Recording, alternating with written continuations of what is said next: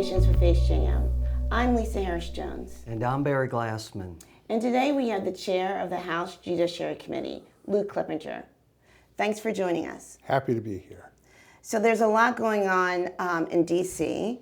that affects us here in Maryland. Let's just start there. How does that affect you in your role as the chair of the Judiciary Committee? Well, it's been very challenging over the last couple of months. We've seen a lot of important pieces of our fight to interrupt violence here in Baltimore be themselves interrupted by cuts to funding that have come from Washington. There's programs that have great track records who were receiving funding in Brooklyn, in my district, and across Baltimore City that go out into the streets and seek to and successfully stop violence before it starts. They were all getting funding from a Department of Justice program for violence interruption, and that money was taken away. The South Baltimore Learning Center in my district teaches people how to read, helps them with their GEDs, provides basic educational assistance so that people can get jobs. And in turn, that also helps on public safety and also helps deal with issues that we get to see in front of the Judiciary Committee. They're struggling because funding is being delayed or denied in some cases. There are a number of practical impacts that this administration is having on programs on the streets that impact people directly. And it's going to be a challenge for us to try and resolve some of those problems in the legislature. Does that include trying to fill the gaps budgetarily, or and it could come at a worse time to try to have to do that? It at a time when we are losing, when federal employees are losing their jobs. I saw a person just recently who lost their job at the Department of Agriculture in Beltsville. You're losing people who have federal employment, and that's costing us revenue. And at the same time, we're trying to do what we need to do to support our education, support healthcare, and support programs that work for public safety when we're actually, especially on the public safety front, we're actually showing real progress on the public safety front. So it's very difficult to figure out where that money is going to come from, but we were able to do it in this last session. I think it will be more challenging every single year going forward. You represent the 46th district here in Baltimore City, and it's a very large immigrant population. With the new policies with the federal government, how's that impacting your work with your constituents? We have kids who, before the end of the school year, weren't going to school. We have families that aren't going to stores. We have people who are afraid to go out in public because they don't know what's going to happen next. We have people who are in the country legally and doing everything that they're supposed to do who are getting picked up. We are people who are standing next to people who have immigration problems who are completely in the country legally or are citizens that are getting picked up.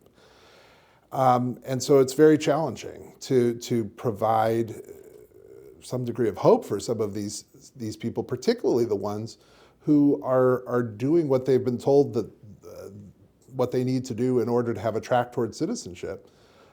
When that is even put into question, that's a big problem. But our local communities are providing help for some of those families who need it. Our community schools across the district are providing help. And so we're doing the best we can, but that is a huge challenge in my district. I know you mentioned public safety earlier. We've made great strides with violent crime statistically across the board. Recently, juvenile justice has still been an area where the crime numbers weren't as good or recidivism was there. And I know there was a change recently at the head of Juvenile Services, and I just wanted to get your thoughts on the prospects of new leadership there and what you see coming down the road on juvenile crime. Well, the acting secretary, Betsy Tolentino, who I hope will become the secretary, brings with her a great deal of experience, not only from within the agency, but also before that as a public defender working with the agency. She and I have met, and she has heard some of the really challenging stories that are coming out of facilities across the state where we're providing services to some of the juveniles who have been detained for different crimes. That too is a challenge because you need to have those programs and those people in place to be able to give those services to the kids closer to the ground. I think a lot of people look at juvenile justice and it becomes sort of a, bipolar is not exactly the right word, but you either want to lock everybody up or you don't. The truth is there's a relatively small number of kids who need significant care. And we have not been doing a good job focusing on those kids and identifying the specific problems that they have and supporting the staff members who are there who could provide those services. We're wearing out our staff and we're making it harder for these kids to get better. I know in Harford County a couple of times we have folks get treatment, but as you said, they timed out, so their prescription hadn't even kicked in yet, and they're back on the street without medication, and they're back in the detention center probably in 60 days. We don't do a good job with after the treatment is done, what's the long-term plan for these people? And it's the hardest part, especially on the mental health side. It's very difficult on the mental health side, but it's also very difficult on people with substance abuse issues.